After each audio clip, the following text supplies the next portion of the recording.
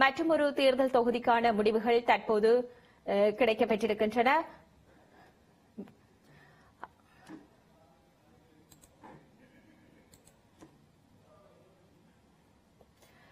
கொழும்பு மாவட்டம் அவிசாவல தொகுதிக்கான தேர்தல் ஐக்கிய மக்கள் 2 வாக்குகளும் 5,20,398 தேர்தல் முடிவுகள் தற்போது கிடைக்கப்பெற்ற 80% வாக்குகளை சர்வீஸ் 9,95% ஐக்கிய ஜனநாயக குரல் காணப்படுகிறது. 44 செல்லுபடியான வாக்குகளாக 77,69 வாக்குகளும் காணப்படுகிறது. தேர்தல் மாவட்டத்துக்கான இறுதி முடிவு தற்போது கிடைக்கப்பெற்றிருக்கின்றன. இன்னும் ஒரு தொகுதிக்கான தேர்தல் முடிவுகள் தற்போது கிடைக்கப்பெற்றிருக்கின்றன. அதன்படி வன்னி தேர்தல் மாவட்டத்துக்கான இறுதி முடிவுகள் தற்போது வெளியாகி இருக்கிறது. தேசிய மக்கள் சக்தி 39,894 வாக்குகளை பெற்று இது 20.37%, 2 ஆசனங்களையும் பெற்றிருக்கிறது.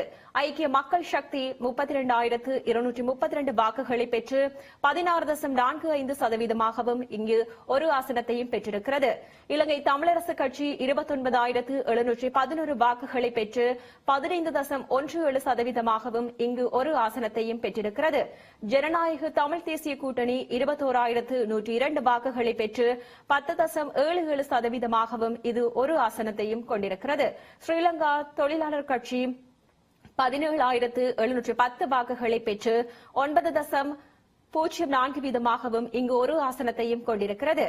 இங்கு பதிவு செய்யப்பட்ட வாக்குகளாக 3,06,081 வாக்குகளும், அளிக்கப்பட்ட வாக்குகளாக 2,11,140 வாக்குகளும், செல்லுபடியான வாக்குகளாக 1,95,886 வாக்குகளும், நிராகரிக்கப்பட்ட வாக்குகளாக 15,254 வாக்குகளும் காணப்படுகிறது. வன்னி மிக முக்கியமாக எதிர்பார்த்திருக்கக்கூடிய முடிவுகள் தமிழர் தாயக பகுதிகளிலே மிக முக்கியமானது. ஆனால் வன்னியின் நிலைமை என்பது மிக மோசமாகத்தான் இப்போதைக்கு இருக்கிறது.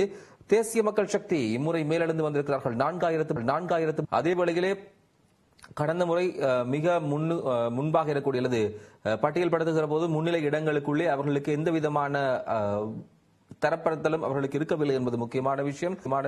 இலங்கை தமிழரசு கட்சி 2,349 வாக்குகள் இம்முறை கிடைக்கப்பெற்றது. கடந்த முறை 4,308 வாக்குகளை சேர்த்துக் கொண்டவர்கள். ஐக்கிய மக்கள் சக்தி இம்முறை 1,825, கடந்த முறையை பொறுத்தவரை 1,811.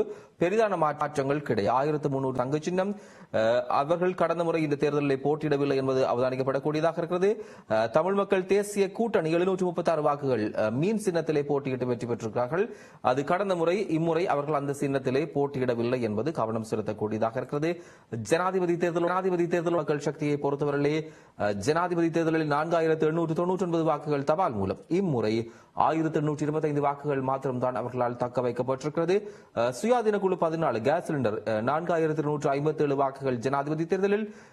இம்முறை எந்த விதமான பட்டியலுக்குள்ளும் அவர்கள் இல்லை. தேசிய மக்கள் சக்தி கடந்த ஜனாதிபதி தேர்தலில் 2,092 வாக்குகளை பெற்றுக் கொண்டார்கள். இம்முறை 4,371 அது உயர்வடைந்திருக்கிறது. சுயாதீன குழு 9 சங்க சின்னம் 1,160 வாக்குகள் கிடைத்திருக்கிறது. 399 சிறியோர் அதிகரிப்பு அந்த பக்கமாக இருக்கிறது.